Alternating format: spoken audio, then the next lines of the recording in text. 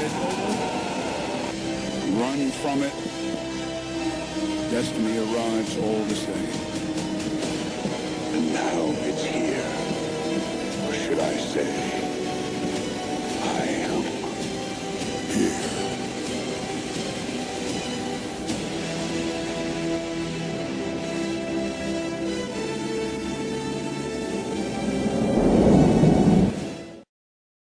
Ladies and gentlemen, welcome back to MAGA News. It looks like all the corruption and acts of hatred and racism is finally catching up with Congresswoman Ilhan Omar.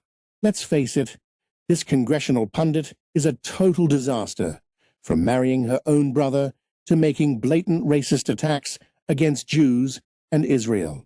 Well, welcome back, ladies and gentlemen, to MAGA News, where you and me can celebrate a new golden age of conservatism and common sense.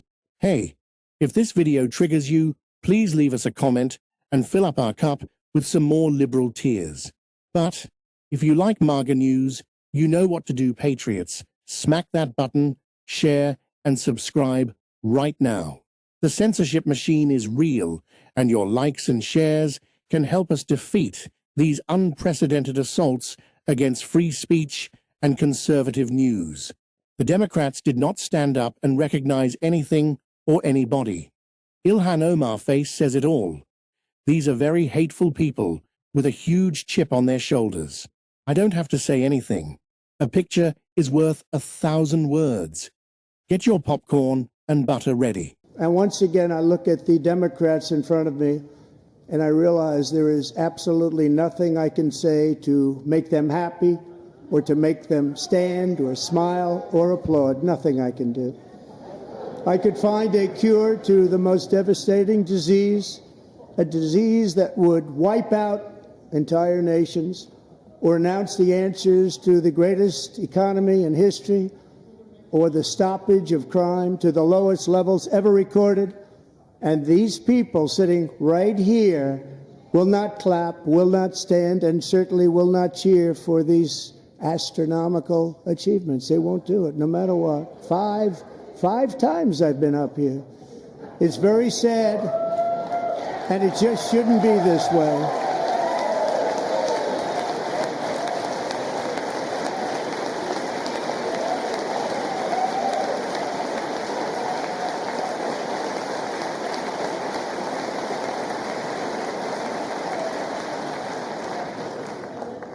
So Democrats sitting before me, for just this one night, why not join us in celebrating so many incredible wins for America? For the good of our nation, let's work together and let's truly make America great again.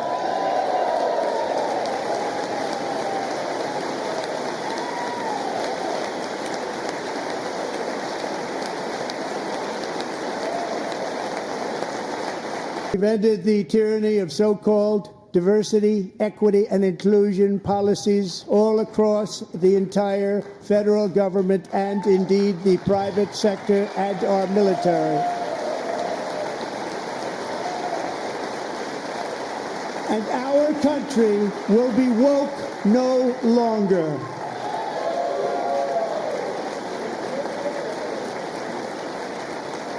So it's been known for quite a while that Ilhan Omar apparently married her own brother to help him gain entry illegally into the country. That's a violation of immigration law. That actually happened, it turns out. And now we're learning the FBI had evidence to confirm it, but didn't do anything about it. Miranda Devine is an actual journalist. She works at the New York Post, where she writes a column. She joins us tonight to explain what exactly happened. Miranda, thanks so much for coming on. Pleasure, Tucker. Well, some basically Republican operatives up in Minnesota decided to spend hundreds of thousands of dollars on private investigators to really find out if Ilhan Omar was a genetic match, the DNA match, to the man who was her second husband. They went to 3 continents. They found a cigarette butt and a drinking straw, which they decided, they sent it to a DNA laboratory and found found conclusively that the DNA matched, that the second husband was a sibling, according to this DNA sample. So the very day that they were going to unleash this on the world, and in fact I was interviewing one of the people involved, the FBI swooped on the gentleman, Anton Lazaro, from this Republican PAC up in Minnesota, and arrested him on some different charges. Who knows whether he's guilty or not guilty. I mean, he's not guilty until proven, but he's in jail. And so his story never got to see the light of day. I mean, luckily he'd told the FBI they were not interested. They told him the statute of limitations had run out. We managed to see the website before he took it down, before he was arrested, and managed to report the story such as it was. I wonder, just kind of spitballing here, what will be more shocking to her fellow liberals? The fact that Ilhan Omar had an incestuous marriage to her own brother, or that she smokes cigarettes? Which will they be more stunned by?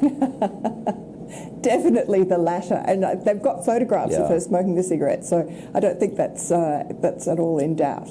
Woman Ilhan Omar's comments sparking backlash from leaders around the country, including those in her own party. It's a historic anti-Semitic trope about greed and money and related to Jews, and I think that's what set many of us off. New Jersey's Josh Gottheimer was among several Democrats urging swift action to address what they called hateful speech after the tweet by the Capitol Hill newcomer suggesting American support for Israel is fueled by money. It's all about the Benjamins, baby. Then further implying the powerful pro-Israel lobby group AIPAC had bought support of her colleagues in Congress. Senator Chuck Schumer wrote, "This kind of intolerance has no place in Congress or in anywhere in American society." That's wrong, and it should stop.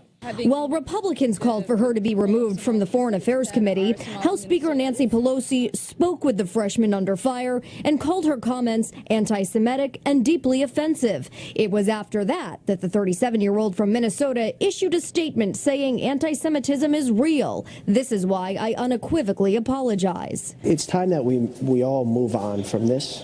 We unite and we focus on how we can build a better country. Omar made history as one of the first Muslim women ever elected to Congress and supports a movement that calls for a boycott of Israel until property is returned to the Palestinians. Many point out this isn't the first time she's had to apologize for hurtful comments. In 2012, she wrote, "Israel has hypnotized the world." Political science professor Alan Sanders says she cannot be given a pass for her language. To generate a lot of animosity from the Jewish community and from people who understand the discrimination that Jewish people have suffered and don't want to suffer anymore. So what does AIPAC think of all this? The organization tweeted in part, "We will not be deterred in any way by ill-informed and illegitimate attacks on this important work." And President Trump weighed in tonight, saying the freshman member of Congress should be ashamed of herself. Meanwhile, in one of Omar's latest tweets, she says listening and learning, but standing strong. Congressman, why didn't you stand for the speech? Have a good day. I need to go to a meeting. You need to get away from me.